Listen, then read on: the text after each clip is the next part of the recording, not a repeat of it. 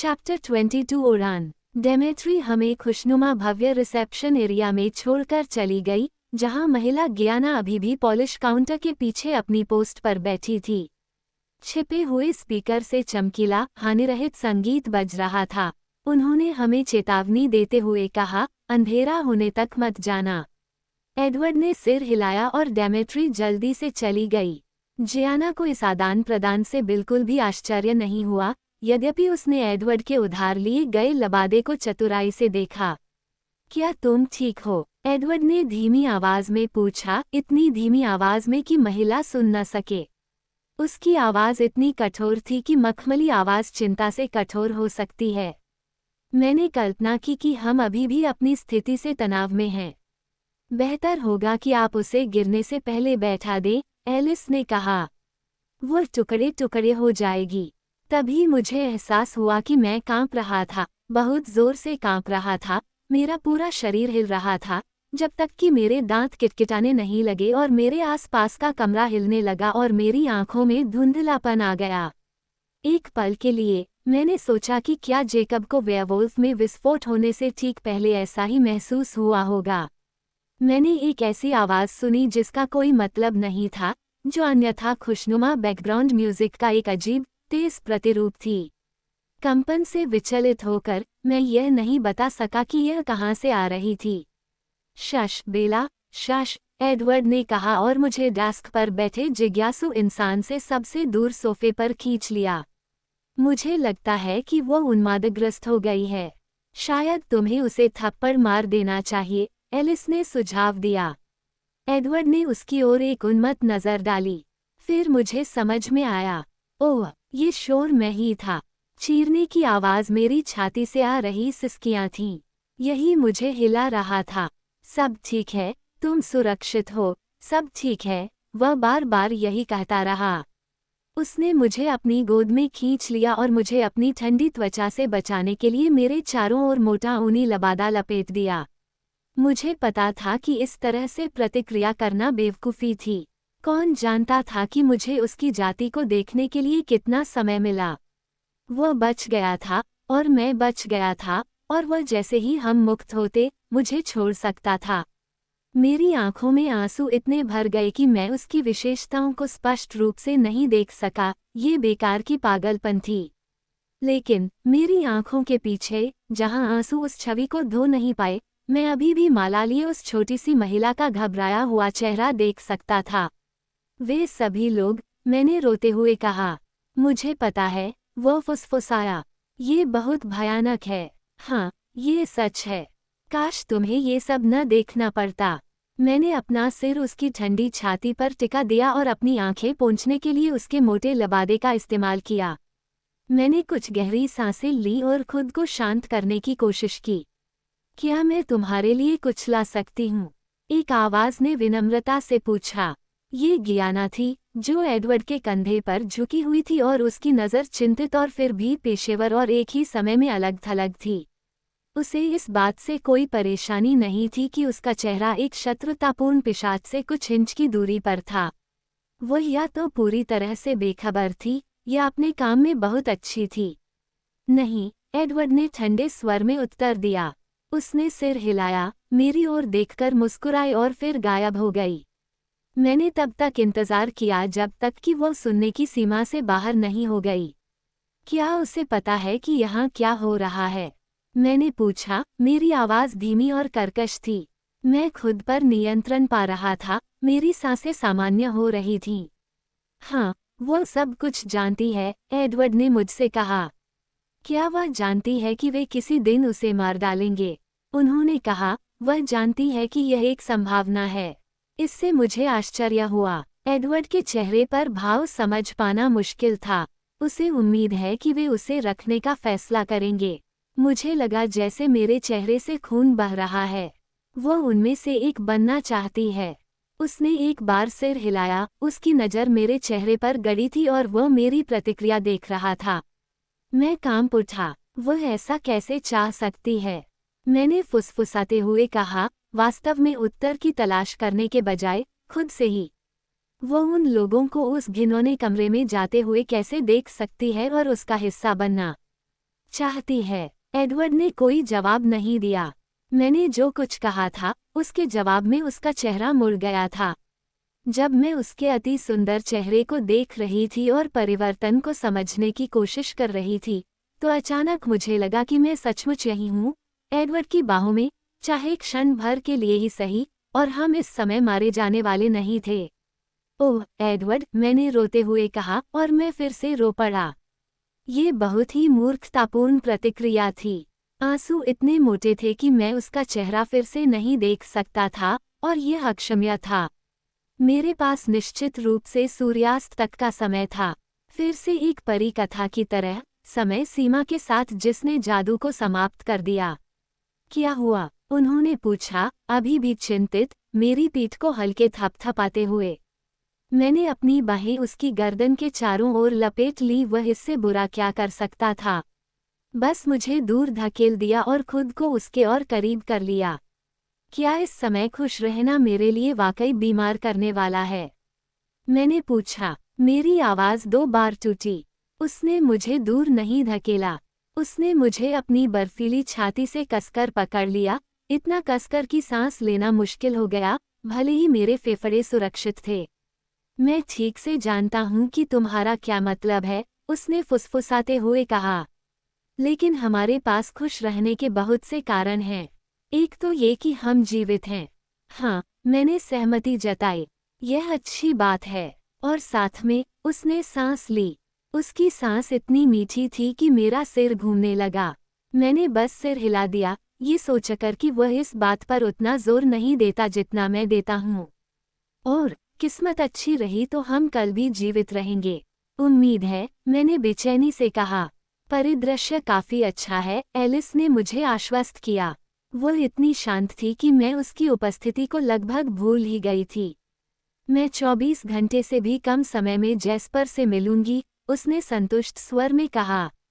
Lucky Alice, वह अपने भविष्य पर भरोसा कर सकती थी। मैं एडवर्ड के चेहरे से अपनी नज़रें ज्यादा देर तक नहीं हटा पाया। मैं उसे घूरता रहा और सबसे बढ़कर यही कामना करता रहा कि भविष्य में ऐसा कभी न हो, कि यह पल हमेशा के लिए रहे, या अगर ऐसा नहीं हो सका, तो जब ये होगा तो मैं अस्तित्व में नहीं रहूंगा। एडवर्ड ने मेरी तरफ देखा, उसकी गहरी आंखें नर्म थीं, और ये दिखावा करना आसान था कि वह भी वैसा ही महसूस कर रहा था। तो मैंने वही किया। मैंने दिखावा किया, ताकि पल और मधुर हो जाए। उसकी उंगलियां मेरी आंखों के नीचे के घेरे को छू रही थीं। तुम बहुत थकी हुई लग रही हो, और तुम प्यासे लग रहे हो, मैंने फुसफुसाते हुए कहा, उसकी काली पुतलियों के नीचे बैंगनी चोटों का अध्ययन करते हुए। उसने कंधे उचकाए, कुछ भी नहीं है। क्या तुम्हें यकीन है? मैं एलिस के साथ बैठ सकता हूँ, मैंने अनिच्छा से कहा। मैं चाहूंगा कि वो मुझे अभी मार डाले, बजाय इसके कि मैं जहाँ हूँ वहाँ से 1 इंच भी आगे बढ़ूँ।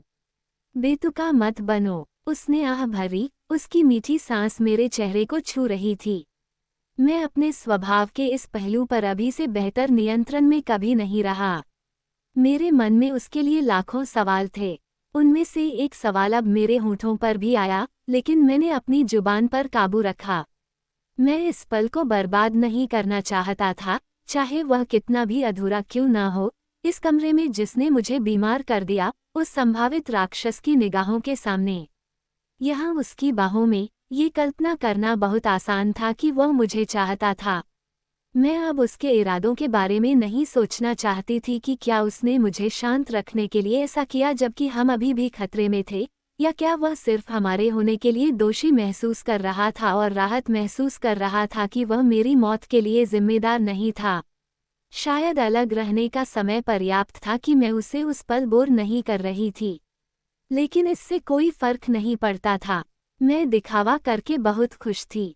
मैं उसकी बाहों में चुपचाप लेटी रही, उसके चेहरे को याद करती रही, नाटक करती रही। उसने मेरे चेहरे को ऐसे देखा जैसे वह भी ऐसा ही कर रहा हो, जबकि वह और एलिस घर पहुंचने के बारे में चर्चा कर रहे थे। उनकी आवाज़ इतनी तेज और धीमी थी कि मुझे पता था कि जियाना समझ नहीं पाएगी। मैं खुद भी इसका आधा हिस्सा सुन नहीं पाया। ऐसा लग रहा था कि इसमें और भी चोरी शामिल होगी। मैं सोच रहा था कि क्या पीली पोश अभी तक अपने मालिक के पास वापस पहुंची है? गायकों के बारे में ये सब क्या बात हो रही थी? एलिस ने एक बार पूछा। ला तुआ कैंटांटे, एडवर्ड ने कहा। उसकी आवाज ने शब्दों को संगीत में बदल दिया। हाँ, यही, एलिस ने कहा, और मैंने एक पल के लिए ध्यान केंद्रित किया। मैंने भी इस बारे में सोचा था। मैंने महसूस किया कि एडवर्ड ने मेरे चारों ओर कंधे उचका दिए। उनके पास किसी ऐसे व्यक्ति के लिए एक नाम है जो बेला की तरह ही मुझसे गंध लेता है। वे उसे माइसिंगर कहते हैं क्योंकि उसका खून मेरे लिए गाता है। एलिस हंसी। मैं इतनी थक गई थी कि मुझे नींद आ गई, लेकिन मैंने थकान से लड़ाई की। मैं उसके साथ बिताए समय का एक भी सेकंड मिस नहीं करना चाहती थी। कभी कभी जब वह एलिस से बात करता तो वह अचानक झुक जाता और मुझे चूम लेता। उसके कांच जैसे चिकने होंठ मेरे बालों, मेरे माथे, मेरी नाक की नोक को छूते हुए मुझे चूमते। हर बार ऐसा लगता जैसे मेरे लंबे समय से निष्क्रिय दिल को बिजली का झटका लगा हो। उसकी धड़कन की आवाज पूरे कमरे में गूंज रही थी। ये स्वर्ग था ठीक नरक के बीच में। मैं समय का पूरी तरह से ध्यान नहीं रख पाया, इसलिए जब एडवर्ड ने मुझे अपनी बाहों में कस लिया और वो और एलिस दोनों ही कमरे के पीछे की ओर सतर्क निगाहों से देखने लगे, तो मैं घबरा गया। मैं एडवर्ड की छाती में सिमट गया, क्योंकि एलेक्स की आंखें अब गहरे लाल रंग की हो गई थीं, लेकिन दोपहर के भोजन के बावजूद उसके हल्के भूरे रंग के सूट में अभी भी बेदाग थी। यह अच्छी खबर थी। अब आप जाने के लिए स्वतंत्र हैं, एलेक्स ने हमसे कहा। उसका लहजा इतना गर्मजोशी भरा था कि आपको लगेगा कि हम सभी आजीवन मित्र हैं। हम आपसे अनुरोध करते हैं कि आप शहर में ज्यादा देर न रुकें। एडवर्ड ने जवाब देने का कोई दिखावा नहीं किया, उसकी आवाज बर्फ जैसी ठंडी थी। यह कोई समस्या नहीं होगी। एलेक्स मुस्कुराया, सिर हिलाया और फिर गायब हो गया। दाहिने गलियारे से कोने के आसपास से होते हुए लिफ्ट के पहले सेट तक चलो, गियाना ने हमें बताया, जब एडवर्ड ने मुझे अपने पैरों पर खड़ा होने में मदद की। लॉबी 2 मंजिल नीचे है और सड़क पर निकलती है। अलविदा अब, उसने खुशी से कहा। मुझे आश्चर्य हुआ कि क्या उसकी योग्यता उसे बचाने के लिए पर्याप्त होगी। एलिस ने उसे एक गहरी नज़र से देखा। मुझे राहत मिली कि एक और रास्ता था। मुझे यकीन नहीं था कि मैं भूमिगत मार्ग से एक और यात्रा कर पाऊंगा या नहीं। हम एक शानदार आलीशान लॉबी से बाहर निकले। मैं अकेला व्यक्ति था जिसने मध्ययुगीन महल पर नज़र डाली, जिसमें विस्तृत व्यापारिक मुखौटा था। मैं यहाँ से बुर्ज नहीं देख पाया, जिसके लिए मैं आभारी था। सड़कों पर पार्टी अभी भी पूरे जोश में थी। जब हम संकरी, पक्की गलियों से तेजी से गुजर रहे थे, तब स्ट्रीट लैंप जलने लगे थे। आसमान ऊपर से धुंधला, धूसर हो रहा था, लेकिन इमारतें सड़कों के इतने करीब थीं कि अंधेरा और भी गहरा लग रहा था। पार्टी में और भी ज्यादा अंधेरा था। एडवर्ड का लंबा, लटकता हुआ लबादा उस तरह से नहीं दिख रहा था जैसा कि वोल्टेरा में आम शाम को होता है। अब काले साटन के लबादे पहने हुए दूसरे लोग भी थे, और प्लास्टिक के नुकीले दांत जो मैंने आज चौक में बच्चे पर देखे थे, वयस्कों में बहुत लोकप्रिय लग रहे थे। हास्यास्पद, एडवर्ड ने एक बार बुदबुदाया। मुझे पता ही नहीं चला कि एलिस कब मेरे पास से गायब हो गई। मैंने उससे कुछ पूछने के लिए देखा, और वह जा चुकी थी। एलिस कहाँ है? मैंने घबराहट में फुसफुसाया। वह आज सुबह आपके बैग वहाँ से लेने गई थी जहाँ उसने उन्हें छिपाया था। मैं भूल गया था कि मेरे पास टूथब्रश भी है। इससे मेरा नजरिया काफी हद तक उज्ज्वल हो गया। वह भी कार चुरा रही है न? मैंने अनुमान लगाया। वह मुस्कुराया। जब तक हम बाहर नहीं निकल जाते, तब तक नहीं। प्रवेश द्वार तक पहुंचने में बहुत समय लग रहा था।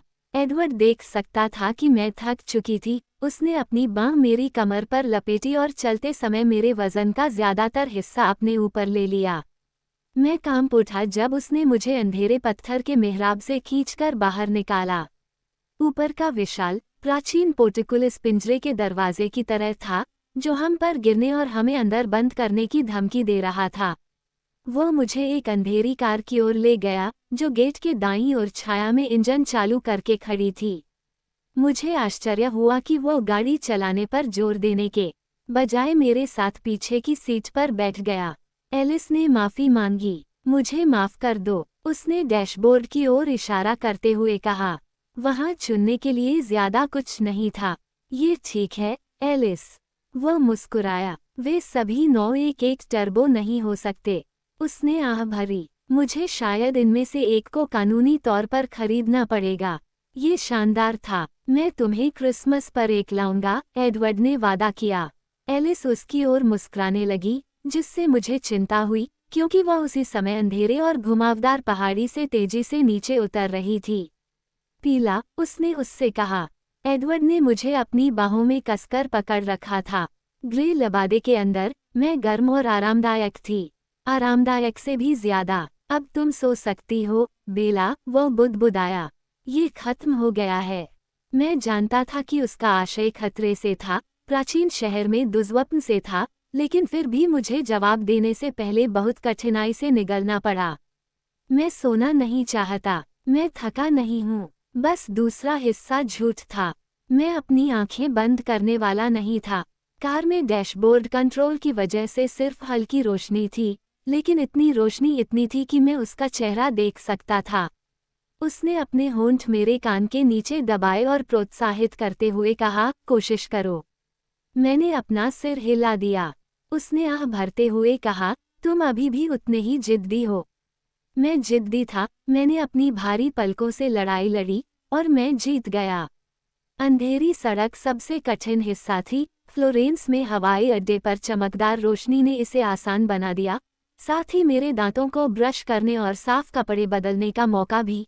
एलिस ने एडवर्ड के लिए भी नए कपड़े खरीदे, और उसने गली में कूड़े के ढेर पर काला लबादा छोड़ दिया।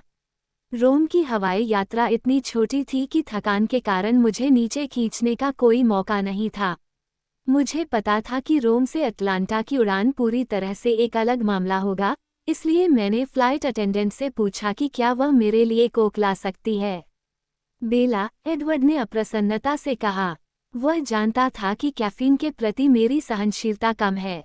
एलिस हमारे पीछे थी। मैं उसे फोन पर जैस्पर से कुछ कहते हुए सुन सकता था। मैं सोना नहीं चाहता, मैंने उसे याद दिलाया।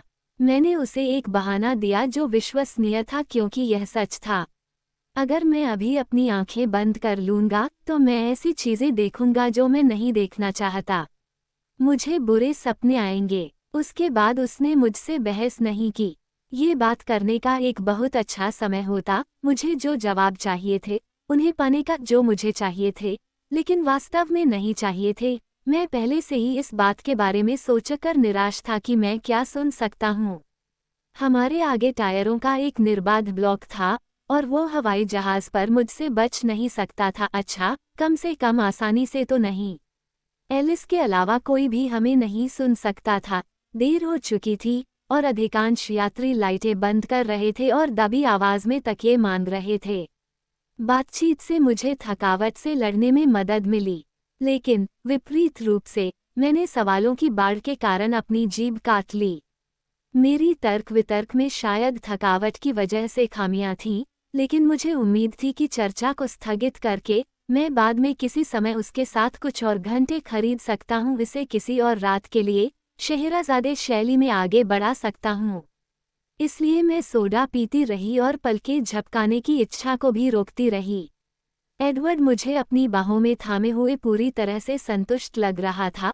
उसकी उंगलियां बार बार मेरे चेहरे को छू रही थीं। मैंने भी उसके चेहरे को छुआ। मैं खुद को रोक नहीं पाई, हालांकि मुझे डर था कि बाद में जब मैं फिर से अकेली होऊंगी तो यह मुझे चोट पहुंचाएगा। वह मेरे बालों, मेरे माथे, मेरी कलाइयों को चूमता रहा, लेकिन मेरे होंठों को कभी नहीं, और यह अच्छा था। उसके बाद आखिर एक दिल को कितने तरीकों से तोड़ा जा सकता है और फिर भी उससे धड़कने की उम्मीद की जा सकती है। मैंने पिछले कुछ दिनों में बहुत कुछ झेला है जो मुझे खत्म हो जाना चाहिए था, लेकिन इससे मुझे मजबूत महसूस नहीं हुआ। इसके बजाय मैं बहुत कमज़ोर महसूस कर रहा था, जैसे एक शब्द मुझे चकनाचूर कर सकता है। एडवर्ड ने कुछ नहीं कहा। शायद वो उम्मीद कर रहा था कि मैं सो जाऊंगा।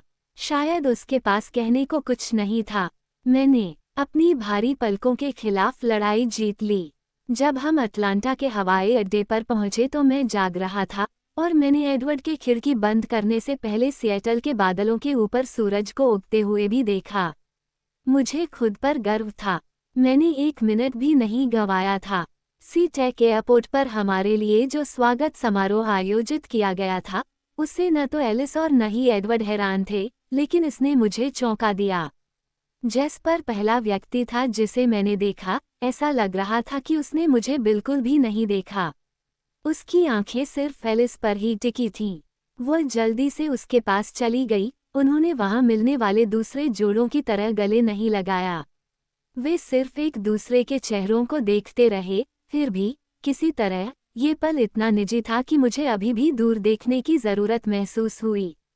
कार्लिसले और एस्मे मेटल डिटेक्टरों की लाइन से दूर एक शांत कोने में, एक चौड़े खंभे की छाया में प्रतीक्षा कर रहे थे।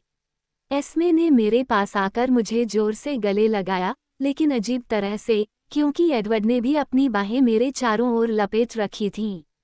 बहुत बहुत धन्यवाद, उसने मेरे कान में कहा। फिर उसने एडवर्ड को अपनी बाहों में भर लिया, और ऐसा लग रहा था कि यदि संभव होता तो वह रो पड़ती। तुम मुझे फिर कभी ऐसी स्थिति में नहीं डालोगे, वह लगभग गुर्राते हुए बोली। एडवर्ड ने पश्चाताप करते हुए मुस्कुराते हुए कहा, माफ करना, माँ। धन्यवाद, बेला, कार्लिसले ने कहा। हम आपके आभारी हैं। शायद ही, मैंने बुदबुदाया। रात भर की नींद अचानक मुझ पर हावी हो गई। मेरा सिर मेरे शरीर से अलग हो गया था। वो अपने पैरों पर मर चुकी है, एस्मे ने एडवर्ड को डांटा। चलो उसे घर ले चलते हैं। मुझे यकीन नहीं था कि इस समय मैं घर जाना चाहता था या नहीं। मैं लड़खड़ाता हुआ, आधा अंधा, हवाई अड्डे से गुजरा। एडवर्ड मुझे एक तरफ घसीट रहा था और एस्मे दूसरी तरफ।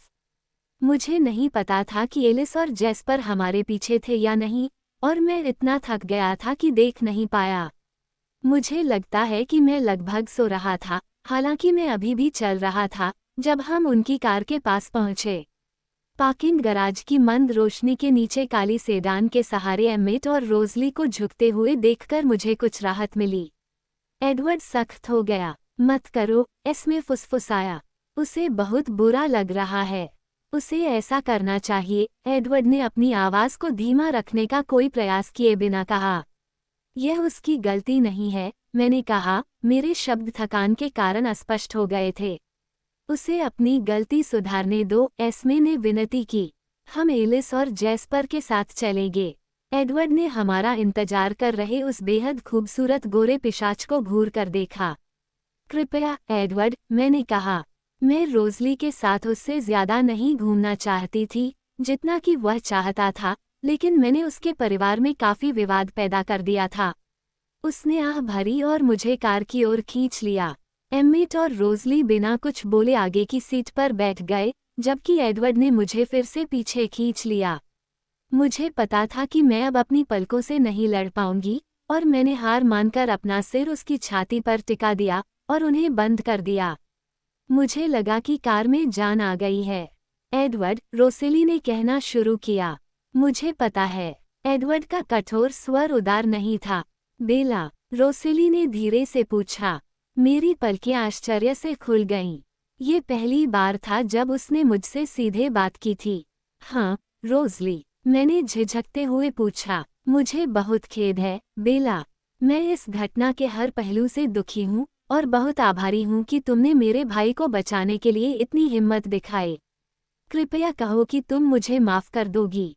उसके शब्द अजीब थे, शर्मिंदगी के कारण अटपटे थे, लेकिन वे सच्चे लग रहे थे। बेशक, रोजली, मैंने बुदबुदाते हुए कहा, ताकि वह मुझसे थोड़ी नफरत कर सके। इसमें तुम्हारी कोई गलती नहीं है। मैं ही वह व्यक्ति हूँ जो उस चट्टान से कूद गया। बेशक मैं तुम्हें माफ करता हूँ। शब्द गूदे की तरह निकले। जब तक वह होश में नहीं आ जाती, तब तक इसका कोई महत्व नहीं है, रोज, एमिट ने हंसते हुए कहा।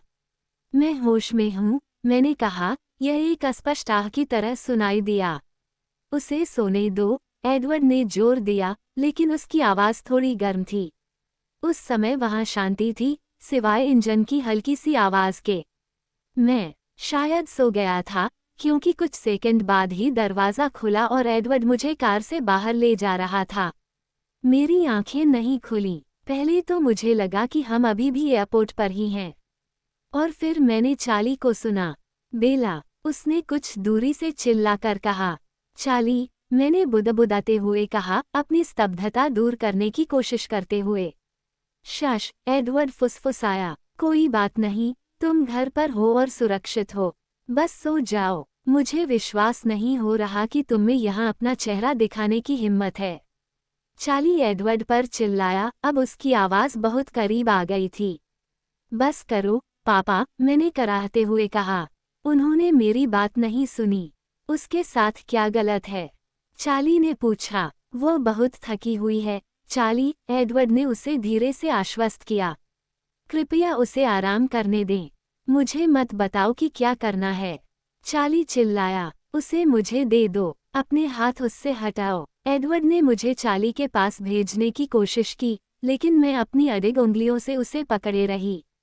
मैं महसूस कर सकती थी कि मेरे पिता मेरी बांह को खींच रहे हैं।